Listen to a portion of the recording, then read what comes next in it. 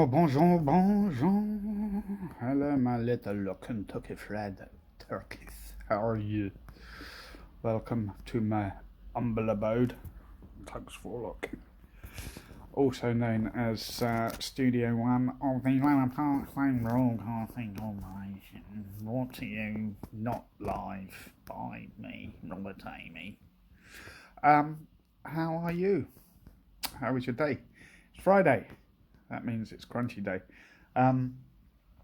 Training is very much on tonight. You won't know that from this vlog because it will be uploaded afterwards. But it's dryish, but it is blowing an absolute hoolie out there. So that's going to be fun. And in fact, actually, last night was the first time in ages I actually heard the wind howling in the night, which is most unusual. So it must be coming from a sort of southerly direction or something.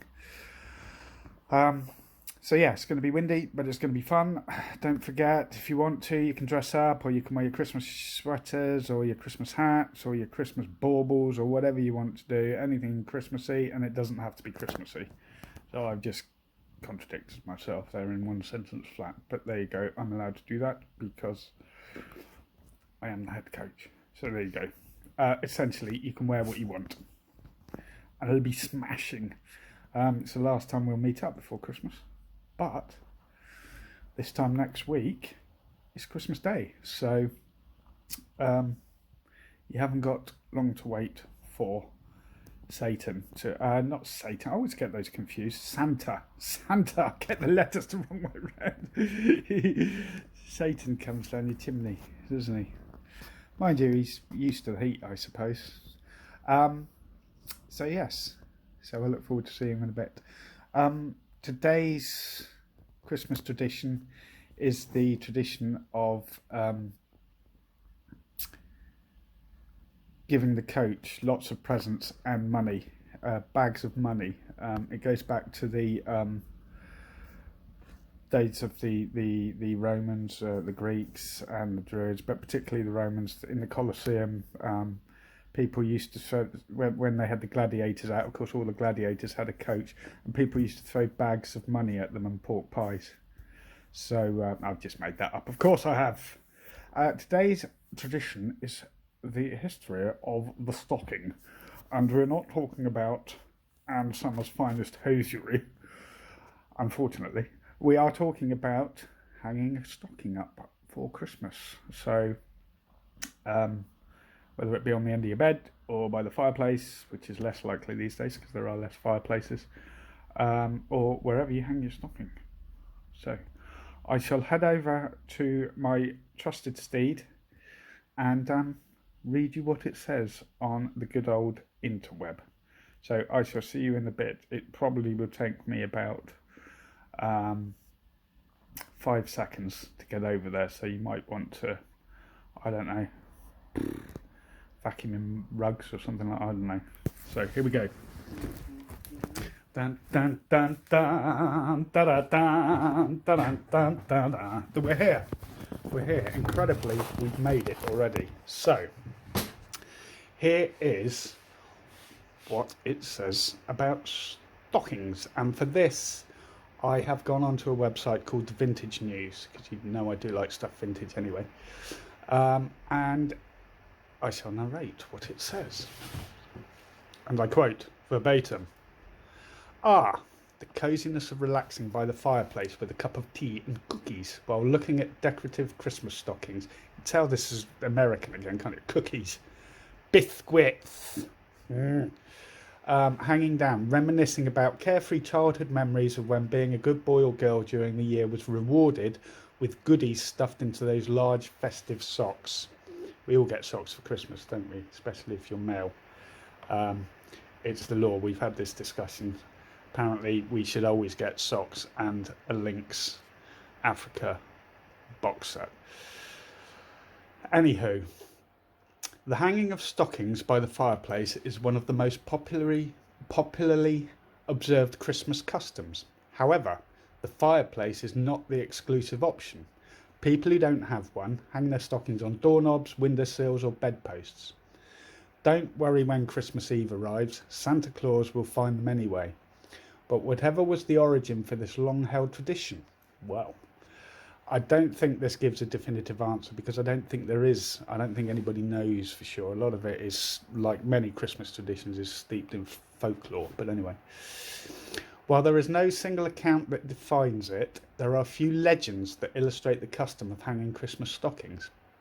The tradition of Christmas stockings originated in the generous deeds of a nobleman named Nicholas, who was born in 280 AD in Asia Minor. Nicholas, I always thought that was a constellation, but anyway, Nicholas dedicated his life to following the principles of Jesus Christ, using his wealth to help impoverished and suffering, people. He became the Bishop of Myra in his young years and was immensely popular for his kind, generous heart, living a lifetime of celibacy. Nicholas never married or had children, but he loved children and thus often regaled those who lived in his hometown. This practice provided him with the epithet, the gift giver of Myra. Interestingly, his nobility never prevailed his modesty, so he always gave his presents late at night in order to protect his identity. He didn't like the children to know who their patron was, so they were often told to go to sleep, or otherwise he wouldn't visit them. One of the legends regarding Christmas stockings takes us to a small village where the destiny of the once wealthy merchant and his daughters changed overnight when they fell into poverty. The father was worried about the future of his children and afraid that he wouldn't be able to provide dowries for their marriages in the future. At that time, this meant an almost humiliation due to the impossibility of wedlock. Whilst the now famous St. Nicholas travelled, he passed through the village and heard the sad story about the merchant and his daughter, learning from the locals that he would not accept any gifts of charity.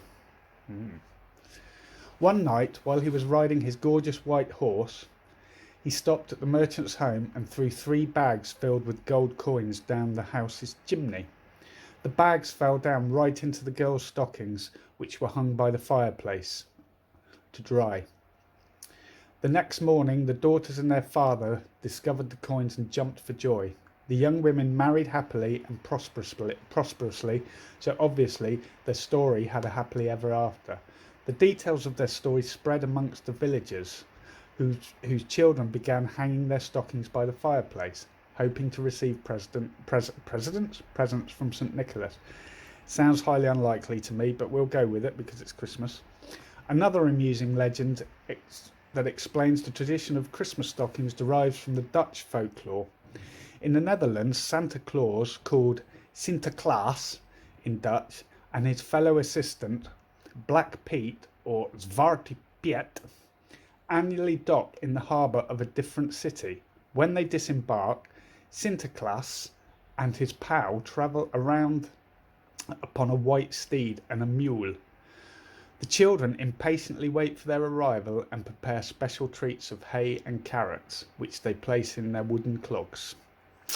So there you go, that's some of the history of stockings. I suspect the vast majority of it is not true. It may be an amalgamation of lots of different stories and anecdotes and urban myths, but nevertheless it's very nice, and it's always nice to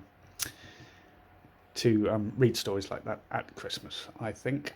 So on that note, I will head to a training. I will be there ridiculously early again, but I will see you all there. And in the meantime, I bid you a fond good riddance. Bye. Ho, ho, ho. Guess who it is? It's me. So they got a competition tonight. The first person who guesses who I am,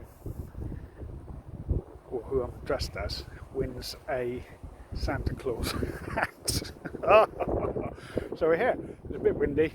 It's not too bad. I think we'll be in for a good session. A couple of the others are over there. They're raring to go. So, this really does it. So anyway, let's see how we get on playing football in ridiculous clothing. I'm home. So nobody guessed who I was. And so it's a rollover.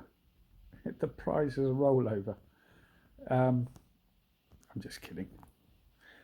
Of Santa Claus, of course. So that was our last session of the year. Very good. Well done to those who turned up. We caught the weather. It was fine, actually. Although, having got home now, I can hear us blowing a holy again outside. So actually, I think we've probably timed it perfectly. So, yes, I've got lots of pictures. So thanks to Bev and Trish and what have you for taking pictures tonight. What I'll do is I'll download them and I'll probably pop them on Facebook and pop them on tomorrow's Vlog-a-Roo-da-Doody. So, yes. So it just remains for me to hit you with the rather superb cracker jokes. Again, the cracker jokes du jour. The cracker jokes du jour.